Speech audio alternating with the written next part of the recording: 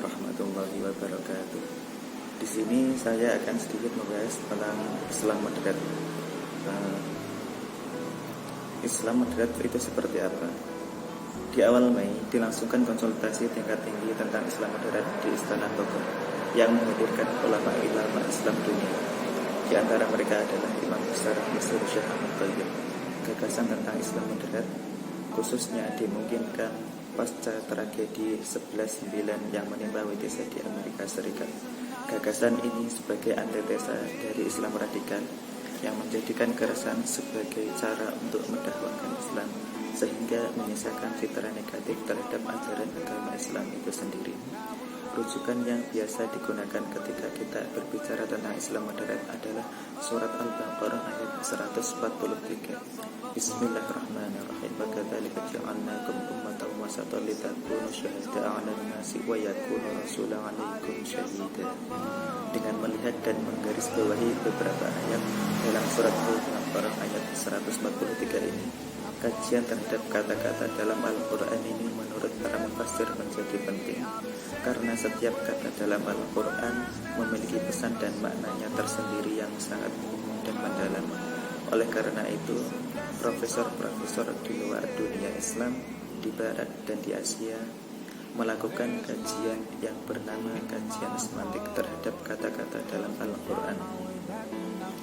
Salah satu dari profesor mereka yang melakukan kajian terhadap kata-kata dalam Al-Quran untuk melihat pandangan dunia Al-Quran secara utuh. Kata yang saya garis bawahi dari ayat ini adalah kata ummatan. Artinya ayat ini merujuk kepada umat Islam, bukan agama Islam. Karena agama Islam pastilah moderat. Ia tidak perlu dimoderatkan, tidak perlu dipredikasi dengan kata moderat juga, karena ia pastilah moderat.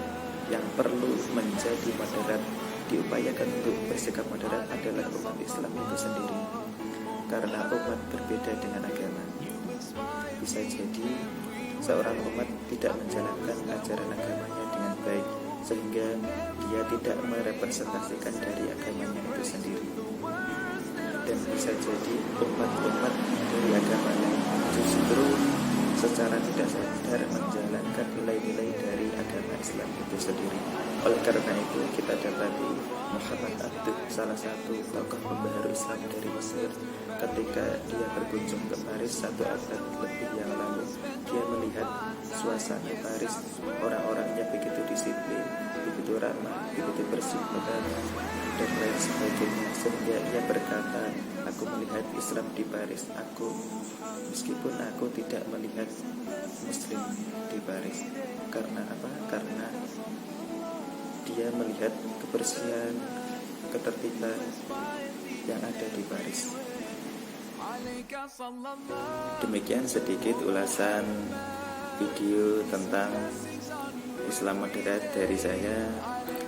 Apabila masih banyak kekurangannya, saya mohon maaf dan masukannya untuk perbaikan video yang selanjutnya.